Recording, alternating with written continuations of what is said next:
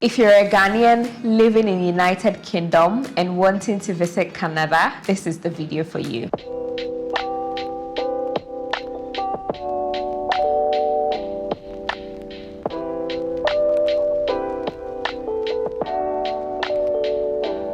Connect with Core.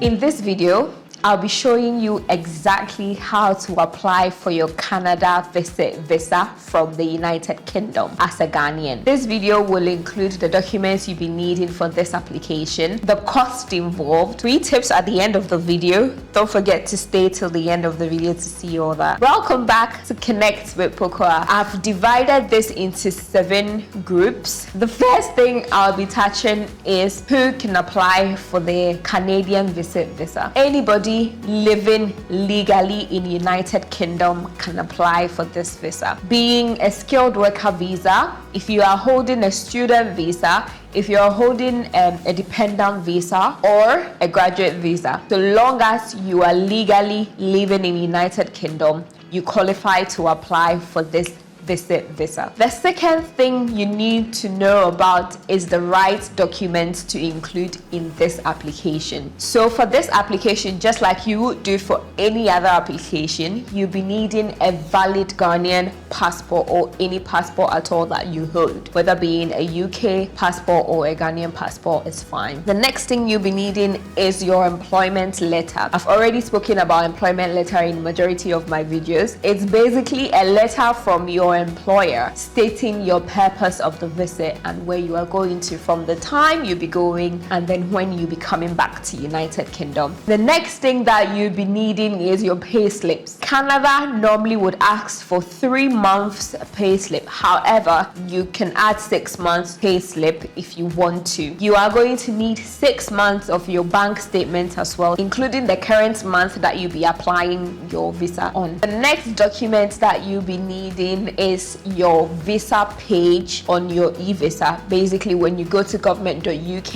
and you just print the page where your e-visa is seen. The next document that you are going to be needing for this application is going to be a valid passport picture with a white background, to be specific. Make sure that it qualifies for the website's size measurement. Normally will be the same size for all of your European visa applications. Just make sure that it's got a white background, to be specific. The next thing you'll be needing is an invitation letter.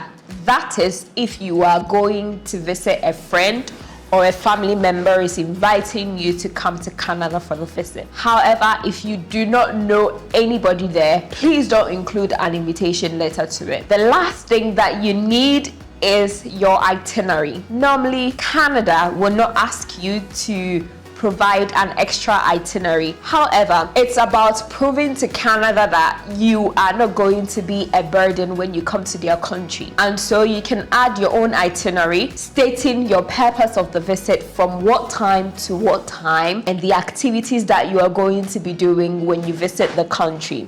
You can include tickets of the activities if you've got them. However, if you don't have it, that's absolutely fine. On the form that you'll be filling on the Canada website, they are going to be asking you why you'll be visiting Canada, and that sometimes is enough for you to get your visa. Personally, that was all I provided to get my visa. The third thing after you have all your documents is to create an account. There is a website called the IRCC portal. Create an account with it. After you've created the account, you are going to get a verification email. Make sure you verify that in your email. So you need to use a valid email account. Once you've created the account, you'll be taken to a portal for you to fill all the details for this application. Canada asks a lot of questions for their visit visa forms. All they want to know is that you are not going to be a burden on them when you come to the country. Some of the questions that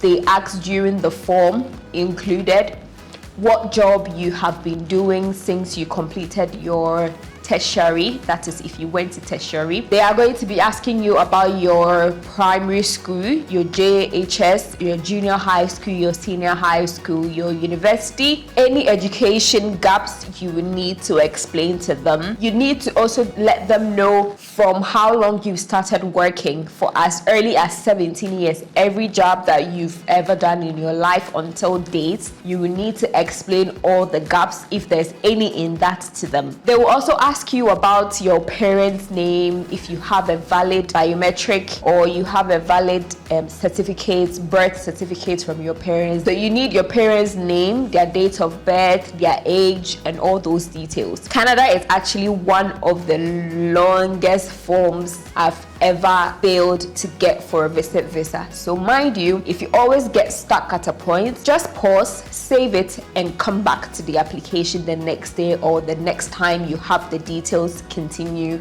the applications. After you are done completing the applications, make sure you submit them and then you wait for your decision. That is where point number 4 comes in. Biometrics. Once you have filled your forms and submitted it, you are going to receive a biometric confirmation letter from IRCC. So you need to be going back to the portal, and they always send you an email to the email that you provided in creating your account to let you know that you have a new message. You go to the portal, you view it, and then if you have your letter, all you do is to go to your valid Canada visa center, which in United Kingdom is found in London. So you visit the place with your documents and the letter that they are going to be providing to you, that is your confirmation letter to say you can come for your biometrics. After you've gone for your biometrics, you wait for your decision. The 5th step